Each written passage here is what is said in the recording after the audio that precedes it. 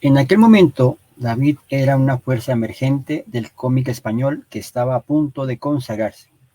En cierto sentido, su fuego creativo brillaba con un color parecido al de Javier. Este había mantenido una carrera profesional como ilustrador, mientras que David lo había hecho en la animación. Pero al igual que para Javier, el verdadero amor de David eran los tebeos y la noche, pero eso es otro tema. Como Javier, David también había transitado las historietas breves y personales. Y de hecho, en su libro El Circo del Desaliento, La tetería de los Malayo y Cuaderno de Tormentas, no era difícil reconocer la influencia del propio Javier o de ese gigante del abismo sentimental que es Santiago Sequeiros. Pero si Javier es el calor oscuro de las ascuas, David es el fulgor volcánico de la lava. Esa energía incandescente había hecho que David sacara a flote su vena épica de manera más explícita que Javier en el primer y fastuoso volumen del héroe. Con una generosidad tan inmensa como la de sus fuerzas, David me mandó un mail al día siguiente de publicar la entrada en la que daba por muerto y enterrado el proyecto de Beowulf con Javier. En el mensaje me decía, sin andarse con rodeos, que él llevaba mucho tiempo esperando ver ese libro y que no podía hacer que no saliera y que se ofrecía voluntario a hacerlo él mismo con sus propias manos, si nosotros éramos incapaces de acabarlo. Saludos, queridos y queridas ficcionautas. Bienvenidos, bienvenidas a este subespacio de los miércoles en la noche y hoy pues un expediente, una charla dedicada a un dibujante muy interesante como lo es el señor David Rubin. Indudablemente tiene una obra muy particular, un ilustrador que incursiona en el mundo de la historieta a través de lo que es como esa historieta muy íntima, muy personal, pero que con el paso del tiempo va a encarar unos proyectos muchísimo más interesantes. Y también, pues, como algunos dibujantes españoles, pues también ha tenido oportunidad de trabajar con otras editoriales en el mundo entero, en especial con Estados Unidos, haciendo algunos proyectos para Image y para Dark Horse, entre otros, ¿no? Bueno, por aquí saludando a el gran Carlos Clavijo. Carlos, bienvenido. Muy bien estar por acá. Bueno, esta revisión, digamos que va a ser muy concreta, muy sucinta. Vamos a mirar, pues, justamente cómo empieza este camino de Rubin en los fanzines. Además que su carrera empieza propiamente en el año 2005, o sea que es un dibujante bastante reciente. Sin embargo, eso también le ha hecho tener méritos y participar en proyectos muy interesantes, ¿no? Entonces, sin mayores preámbulos, vamos a mirar entonces qué nos ofrece David Rubin. Bueno, datos importantes sobre el señor Rubin. Vamos a mirar, pues básicamente nace en Orense el 19 de octubre de 1977 y su formación o básicamente su gran parte de trabajo comercial ha sido en la animación, pero la otra parte es la historieta. Tras estudiar diseño gráfico, David Rubin trabajó en los estudios de animación Limaya y Digra, codirigiendo para este último el largometraje El espíritu del bosque. Al mismo tiempo, había fundado el colectivo historietístico Polaquia en 2001 y colaborado con Golfiño, suplemento juvenil de La Voz de Galicia, y multitud de revistas como B de Banda desde 2001, Varsovia desde 2003, Todos, Huevo, El Fanzine Enfermo y Dos veces Bebé, ¿no? Así es como empieza su participación en el terreno del fanzine. El estilo de Rubin tiene, digamos, como gran parte, digamos, de esa combinación de la animación, sobre todo por el estilo y también el dinamismo, ¿no? Son figuras con mucho movimiento, tiene también, digamos, como una anatomía muy personal, una anatomía que de cierta forma ya lo hace distinguible, ¿no? Digamos que conserva el canon, sin duda, pero le imprime como un sello particular a la manera en que dibuja, ¿no? Digamos, en las expresiones faciales, a veces también, digamos, como la simplificación del trazo. Por ejemplo, en este diseño de personaje, podemos notar justamente pues cómo él trabaja a partir de empezar a mirar, bueno, cómo lo hago menos complejo y de cierta forma pues que también se pueda volver, digamos, como muy pregnante, que me lo pueda memorizar, ¿no? Porque esa es, digamos, una de las grandes virtudes que debe tener un dibujante, sobre todo tanto de historieta como de animación, ¿no? Que los personajes puedan ser sencillos para poder ser fácilmente reproducibles y que siga siendo el mismo durante todas las páginas, ¿no? Eso es, digamos, como algo en lo que siempre he insistido cuando abordo este tema de las historietas, ¿no? Bien, estos son ya, pues justamente como estos pin-ups, inclusive también como un poco autorreferencia, autorretrato. Vamos a ver justamente, ¿no? Digamos, ese trazo, ese énfasis, digamos, de esa línea con el pincel, ¿no? Con, digamos, como esa línea ondulada, también el trabajo con el color digital, ¿no? Y de cierta forma, ¿no? Hay que recordar pues que también siempre el dibujante se proyecta a sí mismo en la mayoría de relatos. Bueno, esas son como también otras páginas, también como para que podamos ver, ¿no? Digamos, su capacidad, digamos, también de composición, porque pues que a veces también trabaja en proyectos de editorial, más que todo como libro de texto. Bueno, hablemos entonces de los fanzines, ¿no? Entonces recordemos que los fanzines son publicaciones, digamos, muy de fan, muy de ciertas personas que se reúnen, ¿no? Digamos, puede ser un colectivo, puede ser algo individual, y que de alguna manera, pues, son hechos, ¿no? Digamos, desde el amor por algo en particular, ¿no? Digamos, como por la pasión por algo, y que de cierta manera, pues, digamos, no tienen, digamos, como los sobrecostos que pueda tener, digamos, un cómic o una novela gráfica, ¿no? Digamos que los fanzines están hechos básicamente para poder generar la promoción y divulgación de cierto campo, de cierto tipo de trabajo, ¿no? Y en este caso, pues, los fanzines han sido un buen vehículo. Entonces, en este caso, digamos que a diferencia, ¿no? Digamos de lo que uno puede encontrar acá, ¿cierto? Digamos que acá hay fanzines que son fotocopiados, son hechos, digamos, a veces como con recursos estilo serigrafía o risografía para darles, digamos, como un toque, ¿cierto? Mucho más, digamos, interesante y cálido, ¿cierto? Pues en España, digamos que allá el asunto es, ¿no? Muy diferente. Entonces, estos son fanzines, ¿no? Pero claro, ustedes al ver estas carátulas van a empezar a mirar, uy, pues, a ver, vamos, que para hacer fanzines, ¿no? Tienen una tremenda calidad. Digamos que acá el fanzine va a ser básicamente como ese espacio donde sí pueden, ¿no? Eh, bueno, por aquí Don J nos saluda muy rápidamente y nos dice pues que tiene compromisos. Don J, luego verás esto en diferido y me contarás tu opinión. Gracias por siempre estar presente. Entonces, en estos fanzines lo que vamos a ver es que no existe como un criterio o una agenda editorial como si lo puede tener, digamos, otra publicación. Por poner un ejemplo, una publicación española como Totem. Totem, digamos que tenía una línea editorial, tenía, digamos, como unos parámetros, unos protocolos, ¿cierto? Y de cierta forma, esto hacía pues que obviamente los dibujantes se ajustaran o no a esa línea, ¿sí? Aquí en este caso, la línea editorial era más bien como convocar los artistas y pues que cada uno hiciera lo suyo. Entonces, por ejemplo, tenemos el B de banda, el Varsovia, ¿no? Que inclusive tiene una particularidad y es que tiene que ver, ¿no? Como con este pueblo, ¿no? Que digamos con este escenario bélico tan particular como lo fue Varsovia y las tomas, ¿no? Por parte, ¿sí? Del ejército ruso. Pero aquí se le pone una W, o sea, se le hace un cambio, ¿no? También ustedes ven y notan, digamos, como una tensión mucho en los encabezados, en los cabezotes, o sea, muy distintos a los fanzines que uno puede ver en los años 70 o en los 80, ¿no? En particular, ¿no? Esto ya corresponde a 2003, ¿no?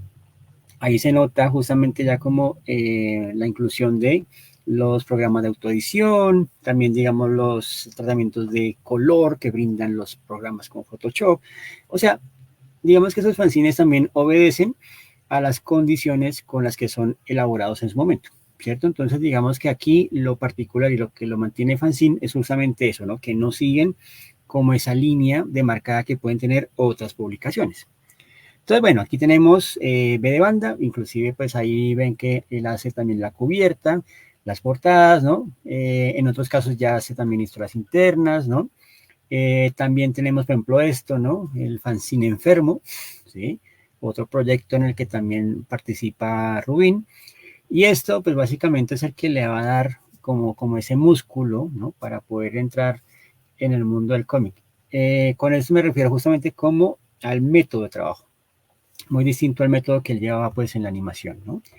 Y también es otro fanzine TOS, ¿no? Que inclusive pues guarda mucho como ese estilo de los años 90, ¿no? Por ejemplo, el que vemos a la izquierda tiene portada de nada más y nada menos que Miguel Ángel Prado, ¿no? Miguel Ángel Prado, tenemos que dedicarle un expediente a Miguel Ángel Prado, que es también otro dibujante increíble. Y pues así nomás, ¿no? Se codea David Rubin con las grandes leyendas, ¿no? Por ejemplo, ahí en algún momento no pasará por TOS, pero más adelante sí va a tener, digamos, como un encuentro fraternal con F. Felipe, gran ilustrador que también le dedicamos un episodio, ¿cierto? De este. Gracias, don J. Y muy bien, van a transmitir por Twitch el Cuervo de 1994. Bueno, para que se preparen, ¿no? Con respecto a este reboot. Vamos a ver qué pasa con eso. Bien. Su trabajo, su labor en los fanzines, le empieza a abrir campo y empieza a desarrollar proyectos con la editorial Astiberri. El primero de ellos, ¿no? Y justamente uno de los primeros que yo conocí es justamente la tetería del oso malayo, ¿cierto? Esos son de los primeros que él desarrolla. Entonces, la tetería del oso malayo y el circo del desaliento. ¿De qué van, no? Básicamente.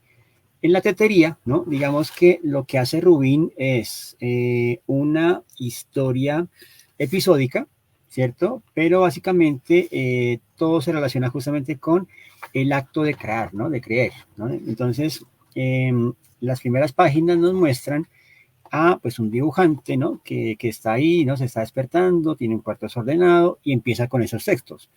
A la carga, de nuevo, el mecanismo vuelve a girar, la maquinaria de historias adecenta sus engranajes y afronta el camino con ánimo de novedad. Ruge el garabateo, abrazando vigilia se despierta. De nuevo, atrás queda la estación del circo, vencido el desaliento, cambia el ruedo. Relinchan cafeteras, los licores invaden de negro el horizonte del autorcillo valiente, bosteza y se estira. Nuevos telones se descubren, el animalario humano se viste de gala para presentar a los nuevos héroes rotos.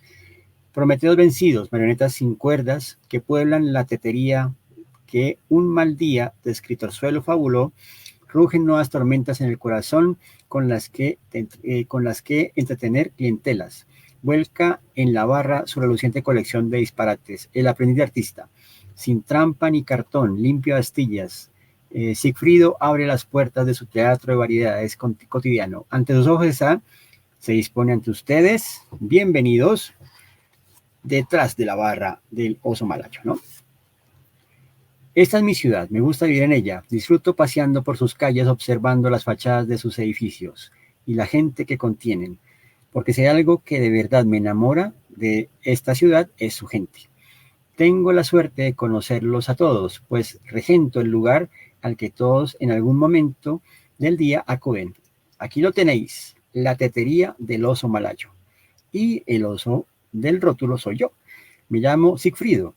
Sé que el nombre no es típico de Malasia, pero ¿qué se le va a hacer, no? Entonces ahí empieza, ¿cierto? Digamos como esa historia y justamente digamos como que la tetería va a ser ese punto de encuentro donde van a desfilar muchos personajes, entre ellos un superhéroe que ya no quiere seguir en su labor, otros personajes que tienen ya como diferentes ánimos, ¿no? Entonces cada capítulo justamente va a tener que ver con eso, ¿no? Con las situaciones. Entonces digamos Antonin Llama, la Luciérnaga, eh, también, ¿no? Gira la llave. Y todas estas historias están desarrolladas en una sola tinta. Básicamente lo que es trazos de pincel, semitonos, que es un trabajo también bien interesante, ¿no? Inclusive, pues ahí también demuestra justamente esa capacidad de trazo y son personajes que oscilan o están más pendoleando entre lo que es como todo el tema, digamos, como del cartoon, ¿no? Como esa tradición, digamos, muy animada, ¿no? Entonces, el ciclo del desaliento justamente también tiene que ver con eso, ¿no? Como con esa introspección del genio creativo, ¿no? Del narrador en potencia, ¿no? Es decir, que está a punto de ser, pero que muchas cosas están en contra para que eso ocurra. Y así, pues, se da a conocer David Ruiz, ¿no? En el mercado español. Luego va a llegar una adaptación que él va a desarrollar con Ricardo Gómez y esa adaptación tiene que ver con la historia de Romeo y Julieta, ¿no? Entonces ya en esa historia, digamos que ya incorpora aspectos como el color, mantiene justamente como esas anatomías que él desarrolla en la tetería de los Humalayo, y vemos también que en algunas ocasiones, y dependiendo, pues como el formato de la historia, se permite esas licencias creativas con la página o no. En este caso vemos pues que es una pauta, ¿cierto? Una pauta esquemática. Esta división, digamos que obedece a dos factores importantes. El primero, justamente, los ángulos en los cuales está construido lo que es la retícula. En este caso, son ángulos rectos, quiere decir que son líneas verticales y horizontales, ¿no? Y el otro esquema es el esquema dinámico. En los esquemas dinámicos, digamos que ya opera algo muy distinto, que es justamente las curvas, ¿no? Ya hay, digamos, viñetas de formas diferentes. La posición de los elementos está guiada también, digamos, como por un eje de lectura, ¿cierto? Pero aquí vemos que hay una demarcada orientación, pues como a ese esquema clásico, a ese esquema o esa composición esquemática, ¿sí? Luego le seguirían proyectos con la editorial SM como El Monte de las Ánimas, ¿no? Y en este caso, pues ya tiene que ver con, si no estoy mal, Gustavo Adolfo Bécquer, ¿no? Digamos, este poeta español, ¿no? Que de cierta forma desarrolla una obra poética bien particular y pues digamos que dentro, ¿cierto? Digamos, de las letras españolas, pues es bastante significativo. Inclusive yo creo que este poeta estuvo en sus rimas y leyendas, ¿no? Estuvieron de pronto en algunos de sus planes de lectura colegiales, ¿no? Digamos que en el mío estuvo por ahí, ¿no? Las clases de poesía, ¿cierto? Y pues él lo que va a hacer es eso, ¿no? Como hacer la interpretación visual. Y esto, digamos que es un trabajo también de alta responsabilidad, ¿no? Porque, digamos, y justamente el término también empieza a volverse de pronto no tan coherente, ¿no? Porque cuando hablamos de adaptar, justamente adaptar tiene que ver más es como con los cambios para poder sobrevivir, ¿no? Ante un entorno. Aquí hablaríamos bien como de una transposición, ¿cierto? O sea, como tomar estas descripciones, estos textos que de cierta forma cumplen la función de activar en nuestras mentes esos procesos de configuración mental o imaginaria, ¿cierto? Y aquí darles forma, ¿cierto? Y al darles forma, pues también queda como, ¿cierto? Digamos, la mente lo va a convertir también en un elemento pregnante. Es decir, ya una vez que lea este cómic, ¿cierto? Y vuelva a leer otra obra, pues ya me quedo con esas imágenes que me ayudan como que de cierta forma me resuelve justamente el tema de esa construcción visual que de pronto me costaba trabajo o tal vez interpretada de una manera muy diferente, ¿no? Otro proyecto grande, ¿cierto? Va a ser justamente este, ¿no? El cuaderno de tormentas. En el cuaderno de tormentas, David Rubin, ¿no? Digamos que nos lleva, más o menos, esto sería como una trilogía, ¿no? Entonces, el Círculo de Desaliento, Tetería del Oso Malayo y Cuaderno de Tormentas, ¿no? Que es justamente como esa mirada introspectiva y aquí justamente, ¿no? Cómo el personaje entra en conflicto con sus propias sombras, ¿no? Más o menos, viaje del héroe, poco, ¿no? También Rubín ha participado pues en proyectos, ¿no? Digamos, de convocatorias más bien como estatales, ¿no? Entonces, en este caso, tenemos este proyecto que hace, digamos, con eh, Alicante, no me acuerdo bien la provincia, ¿no? Pero hacen esto que tiene que ver con un proyecto relacionado con todo el tema, digamos, de lo rural, ¿no? Todo el tema, digamos, del costumbrismo, ¿sí? Y esta obra, pues justamente, digamos, tenía como ese valor, ¿no? Digamos, de convertirse en material didáctico para esta provincia. También hacía pin-ups o portadas para otros proyectos, ¿no? Y luego va a llegar el héroe, ¿no? Digamos que el héroe inclusive tiene dos números, ¿no? Básicamente ahí ustedes pueden notar algo en particular, es que a nivel de portadas, ¿no? Rubí también, digamos que hace un trabajo bien interesante, ¿no? De qué va el héroe, ¿no? Digamos, cuál es como el trasfondo, ¿no? Bien, justamente como lo dice, digamos, la misma palabra, ¿cierto? Tiene que ver o toma como punto de partida justamente la historia de Heracles, ¿no? O sea, Hércules. Y esa historia, pues obviamente arranca en el punto cero, desde su nacimiento, ¿cierto? Y digamos que acá, pues de cierta manera, ya nosotros, ¿cierto? Tanto ustedes como yo, pues hemos transitado muchas adaptaciones sobre Hércules, ¿no? Adaptaciones que van justamente dependiendo del director, del actor, del momento en el que se hacen las adaptaciones. Por ejemplo, vi una que la con Lu Ferriño, ¿cierto? Eh, actor fisiculturista que hizo después de El Hombre Increíble, ¿no? Esa es una, en la cual pues se mostraban, por ejemplo, 12 trabajos, se mostraba también pues cómo vencía la hidra, todo ese tipo de cosas, ¿no? Vamos a tener muy recientemente una versión con La Roca, con Dwayne Johnson haciendo de Hércules, que está inspirada como en un cómic. Entonces, claro, digamos que aquí Rubin se enfrenta justamente pues como algo que ya ha sido bastante transitado y cómo a través de ese tránsito se puede encontrar un nuevo y ambicioso prisma para verlo, ¿cierto? Entonces solamente él empieza a decir, bueno, hablemos entonces de las 12 pruebas que se realizaron y en la primera entrega, primer número, ¿cierto? Digamos, básicamente lo que hace es como una reflexión, ¿cierto? Sobre justamente cómo le da, ¿cierto? Digamos, este virtuosismo, ¿no? Digamos, cómo nos muestra justamente esa capacidad de la idea del héroe, ¿no? ¿Cierto? Entonces, tiene esa condición de lo superheroico, pero obviamente sin todo el tema de los uniformes convencionales del héroe, ¿cierto? También, ¿no? Sí, desde cierta forma, pues Hércules hace parte, digamos, como el imaginario colectivo, ¿cierto? Y de cierta forma, pues la idea es que también en la trama va incorporando personajes mitológicos, ¿no? Por ejemplo, que van desde Euristeo hasta Hera, ¿no? También está Caronte, ¿cierto?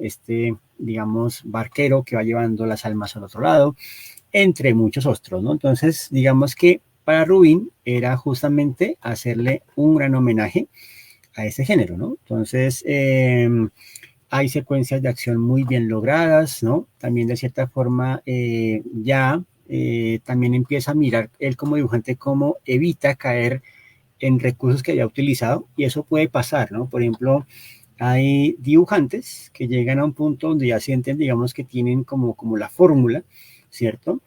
Y aquí lo que va a hacer Rubin es también retarse a sí mismo, ¿no? Retarse y decir, bueno, ¿de qué otra forma o qué otros recursos puedo empezar a explorar, ¿cierto? Para de pronto hacer algo como mucho más interesante, ¿cierto? Hay secuencias dinámicas, secuencias más pausadas, ¿no? También hay como eh, algunas etapas o páginas muy reflexivas, ¿no? Que de cierta forma nos van dando pues justamente la justificación, los porqués, ¿no? De por qué las acciones, ¿no? Los matices de los personajes, la personalidad, la complejidad de cada uno, ¿cierto? Entonces ahí está, ¿cierto? El héroe. Entonces digamos que eh, la primera es como básicamente, digamos, como ese origen. La segunda ya va a ser, ¿cierto? Justamente esa, digamos, como continuación.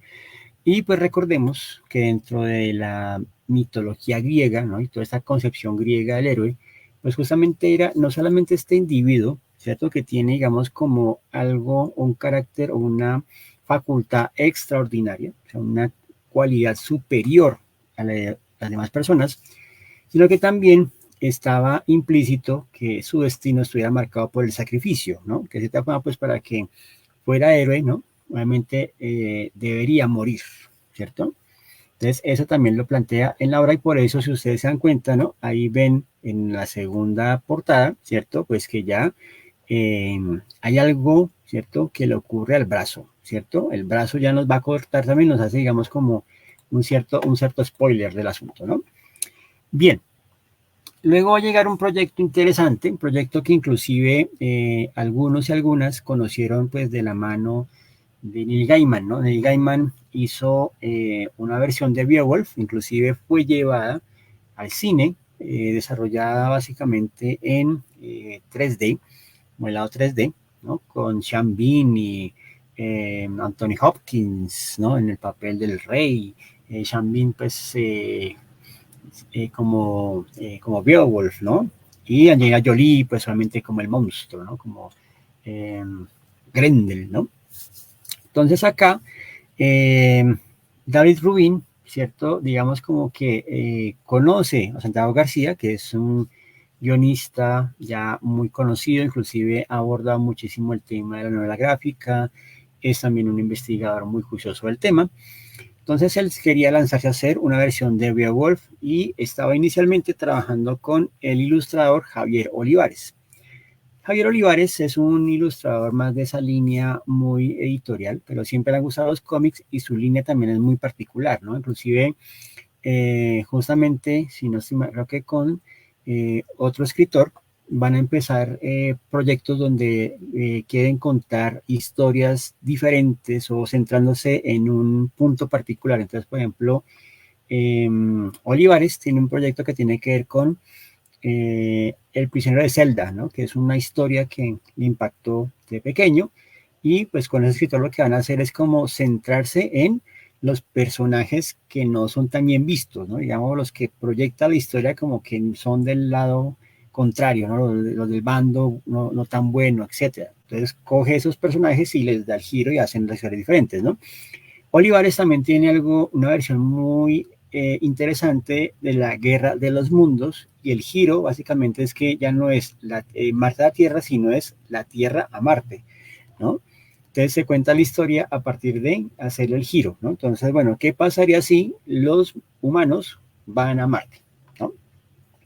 Entonces, bueno, Santiago García y Olivares, Javier Olivares, empiezan la versión de Beowulf, pero entonces ya estaban como fatigados, como que no salía adelante, y es cuando David Rubin mete, digamos, la mano y dice, no, yo haré lo que sea para que el libro salga, ¿no?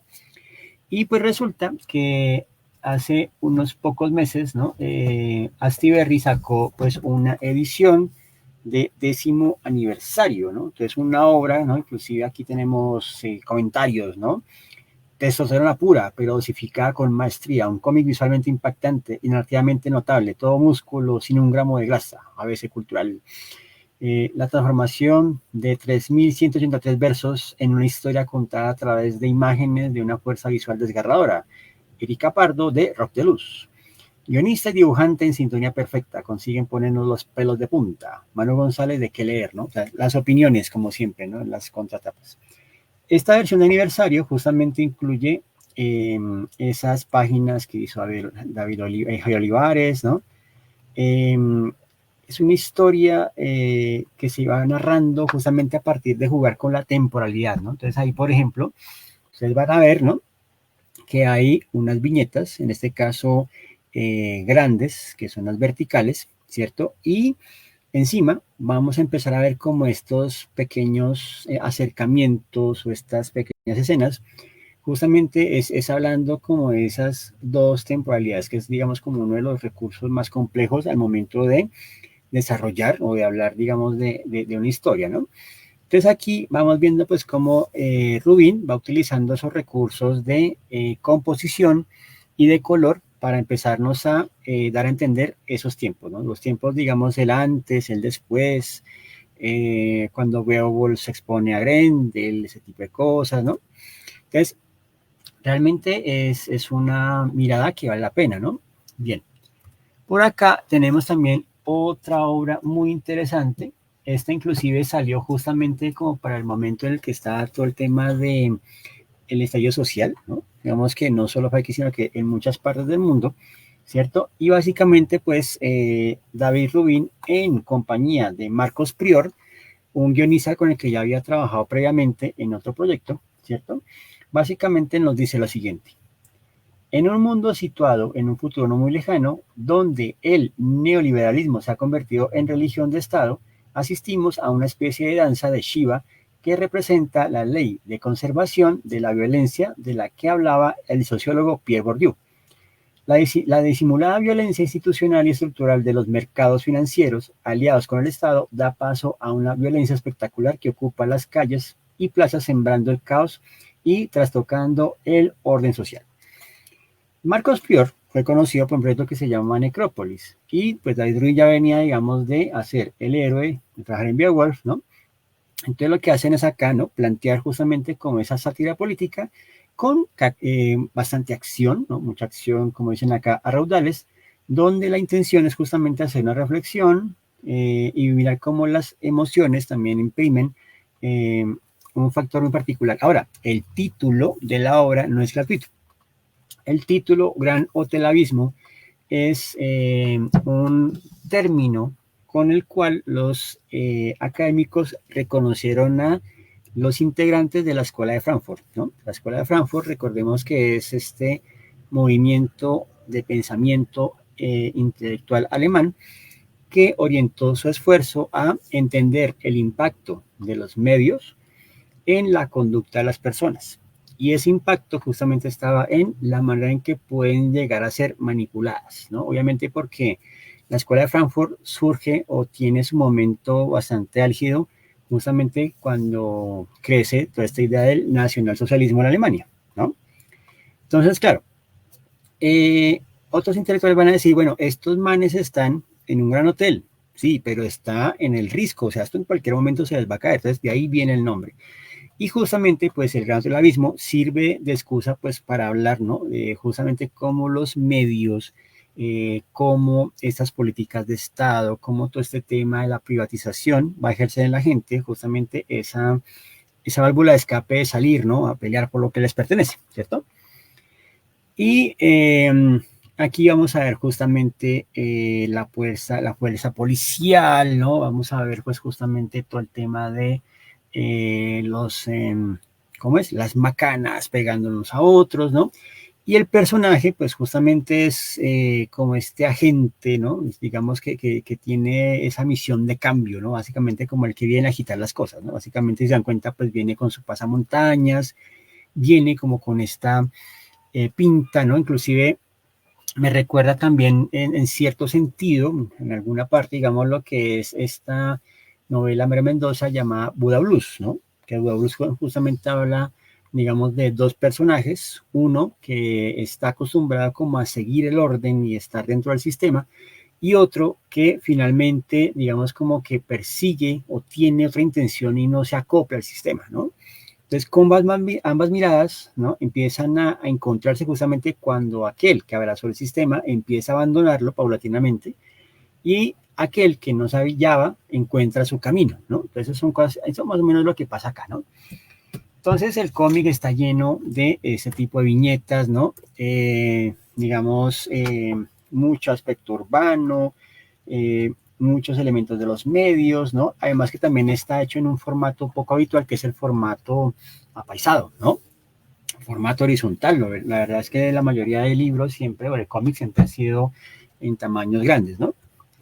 Bueno, David Rubin, ¿no? Ya da el salto al otro lado, entonces ya empieza a colaborar con proyectos en Estados Unidos y el primer proyecto con el que va a colaborar es con Batting Boy, ¿no? Batting Boy es un proyecto que inicia un gran dibujante también que es Paul Pop, ¿no? Paul Pop, digamos que se da a conocer en la industria editorial americana, ¿no? A partir de obras como Batman Año 100, el cómic 100%, también otros cómics, ¿no? Como de esa idea de futuro distópico, etcétera. Sobre todo Batman Año 100 es realmente una obra memorable y recomendable.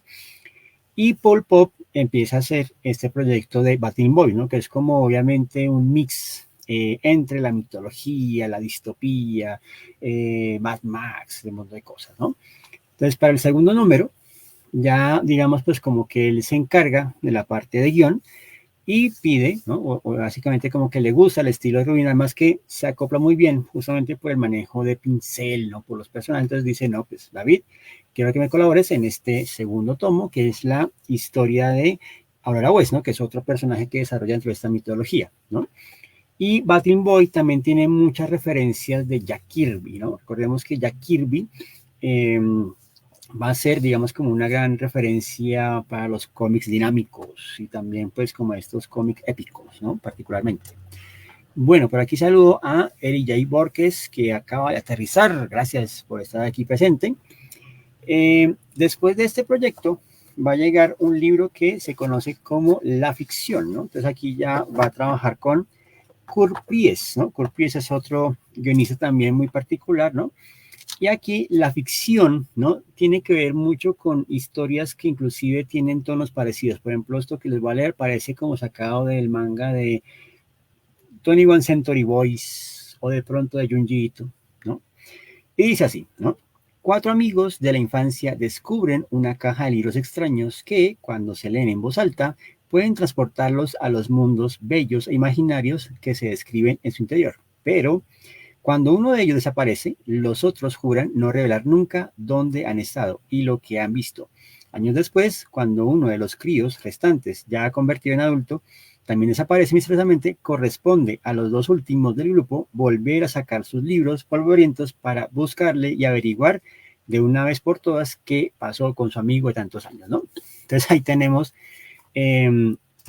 esta obra, ¿no? Que básicamente nos habla de, y en cierto sentido tiene muchas similitudes con 21 Century Boys, ¿no? Este manga que también tiene que ver con grupos, ¿no? Que en la niñez hacen pactos y cuando crecen, ¿no? Pasan cosas, ¿no? Entonces aquí va lo mismo, ¿no? Básicamente es estos acuerdos tácitos, ¿no? Que se establecen con el objeto libro y cómo ese acuerdo puede llegar a convertirse en realidad, ¿cierto? Aparte también, digamos, como de la fuerza misma que le doy a esos relatos, ¿no? Y esto nos lleva, pues, obviamente a mundos, ¿no? Imaginarios, ¿no? Volver otra vez como a recuperar esa, ese niño interior perdido, ¿no? Como esa clase de cosas es lo que vamos a ver aquí, ¿no? Entonces, obviamente aquí Rubin hace un trabajo muy impecable también, ¿no? De narrativa y es también muy interesante, ¿no? Este de acá, ¿no? Ah, ya por aquí tenemos escenas de Granos del Abismo, se nos combinan ahí, hicieron como un mix, ¿no? Otro proyecto que de cierta forma inclusive también me pareció muy interesante y aquí sin duda pues debo agradecer justamente a Spooky House que me recomendó la lectura de esta obra, realmente no la conocía, esto viene de la mano de la editorial Image, ¿no? Pues digamos que en nuestro mercado, digamos de acceso, por así decirlo, al público, es decir, donde más se distribuye o lo que más se distribuye es Panini, ¿no? Panini Comics, que está pues en los supermercados, en muchas partes. Ya en las librerías especializadas, pues uno empieza a encontrar de pronto Norma, de pronto empieza a encontrar Astiber y SC, pero no llega a todo, ¿cierto? Entonces, pues, Spooky House trae esta obra, ¿no? Que se llama Éter, ¿no? Éter básicamente tiene que ver o está escrita por Mankind, ¿no? Mankind, que ya ha escrito varios proyectos de cómic, pues ilustrada por Rubin, ¿no? Entonces, básicamente, la premisa de la obra empieza así. Un explorador interdimensional con una mente científica trata de desentrañar los misterios de un mundo de fantasía y magia. Éter, cuyos residentes necesitan su ayuda para resolver sus crímenes más atroces. Esta es la propuesta que surge del encuentro del guionista Matt Cain con los espectaculares dibujos de David Rubin. Cain confiesa que Éter nace de la necesidad de conciliar su deseo de explorar lo sobrenatural con la que todo el, con la de que todo tenga una explicación racional. Entonces, más o menos, ¿no? Digamos, para que hagamos una idea, digamos que este explorador, ¿cierto? Digamos como que lo vamos conociendo a medida que vamos desarrollando, entonces, más o menos, ¿no? Digamos que empieza así, ¿no? La encrucijada, el portal entre la tierra y el reino mágico de Éter. Tan bello, a lo mejor me he vuelto adicto, nunca me canso de este sitio, tantos misterios y cada vez tengo un poco mejor preparado. La bufanda sirve de filtro de respiración para evitar contaminantes mágicos. Radio experimental Tierra Éter. contenedores para especímenes de campo. Y ahí se encuentra con Gloom, ¿cierto? Gloom es como el guardián de esta frontera entre la realidad y éter. Soy Gloom, el guardián de la encrucijada. Enuncia tu destino, nene. Tienes que decirlo todas las veces, es mi trabajo, Bone. El protocolo y eso. Ya sabes a dónde voy. Siempre a Agartha. Propósito de tu viaje, investigación. Ya lo sabes, siempre voy a investigar. Estoy definiendo cómo funciona lo sobrenatural. Estoy extrayendo el orden del caos. Sinceramente, Gloom, este diálogo ya lo hemos hecho 1200 veces. Tu solicitud ha sido aprobada. Prepárate para, por favor, Gloom, tiene que haber una forma mejor. Entiendo lo que haces. Rupturas pretemporal provisional con violencia como catalizadora para las ferormonas adrenalínicas. Pero hazme caso, hay una forma mejor. Mejor que darte una patada en el trasero. Y así pues empieza el viaje de ese explorador. Digamos que en un comienzo lo que vamos a ver es un explorador, ¿cierto? Que pues básicamente nos va presentando lo que hay en Éter, ¿no? En Éter digamos que es como este mundo de fantasía, ¿cierto?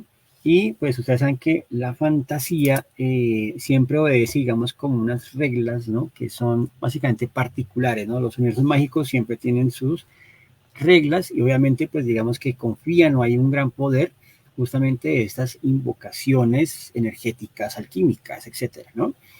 Entonces lo que hace Bone, el protagonista, es empezarle a dar, ¿no? Como todo este aspecto científico, ¿no? De recopilar muestras, de hacer los estudios, análisis, pero obviamente esto no tendría, digamos, sentido si se queda en ese plano, ¿no? Digamos que también hay un reto, ¿no? Y de cierta forma él tiene que encontrar a una persona, entonces se vuelve ya como una historia medio noir, medio investigación, ¿no? Entonces es como insertar el género policíaco dentro del mundo de fantasía.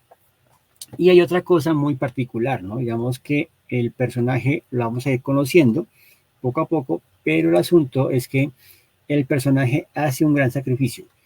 El sacrificio es justamente, ¿no? Digamos, el hecho de dejar la Tierra, ¿cierto? Cuando llega a Éter, pues obviamente digamos que en Éter pasan, o el tiempo pasa de forma relativa. Cuando él vuelve, ¿cierto? A la Tierra, obviamente el tiempo ya ha pasado y es un tiempo bastante largo, ¿no? Entonces eso quiere decir que si él empezó a formar vida sentimental con alguien, pues la persona lo va a esperar durante mucho tiempo. De cierta manera también pues no va a tener esa posibilidad, ¿no? De tener, digamos, como la familia, porque de cierta forma, y él ya lo confiesa desde el comienzo, él ya es adicto a estar todo el tiempo en el éter, ¿no? No hay otra posibilidad, ¿no? Como que de cierta forma él dice, no, no me puedo quedar acá.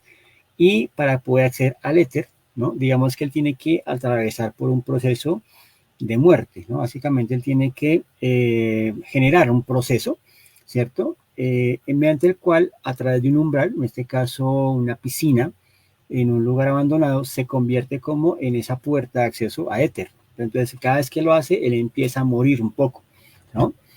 Entonces, la primera historia tiene que ver con la desaparición de, creo que es de la flama, déjeme ver, ¿no? La muerte de la última llamadora, sí, la llamadora, él tiene que encontrar a la llamadora, que es como una especie de valquiria, guerrera, ¿no? Que de cierta forma ha desaparecido. Ya en el segundo, ¿no? Se enfrenta justamente pues a un oponente, ¿no? Que de cierta forma emerge o aparece el primer número, que es como, o se presenta como el bibliotecario, ¿no? Como el que tiene acceso a los libros y al conocimiento, pero esta fachada, ¿no? Le va a servir pues como punto de acceso para convertirse como en la fuerza, en lo oponente, ¿no? Digamos que de cierta forma también es un ejercicio de narración donde siempre, ¿no? Digamos, el héroe tiene que enfrentarse a esa fuerza, a esa fuerza opositora, ¿no? Bueno, por aquí también nos saluda Lizeth Torres, un poquito tarde, bueno, no importa, estás por acá.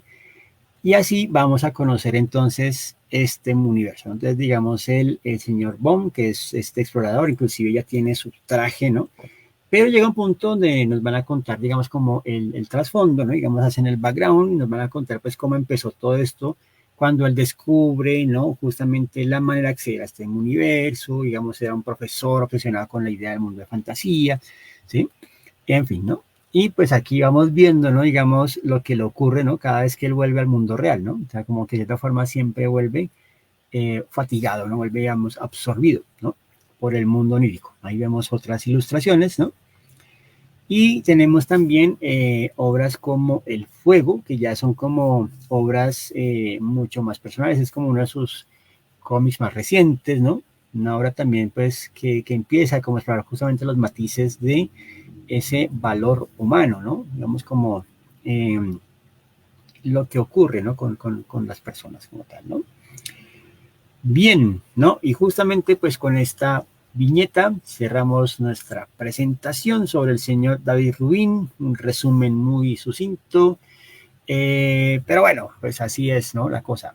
Entonces, nuestra próxima charla, ya en el mes de abril, será para el 17, pues vamos a tener de tema los cyborgs, ¿no? Vamos a hablar entonces de cyborgs, historias que tienen que ver con humanos modificados para potenciar sus cualidades.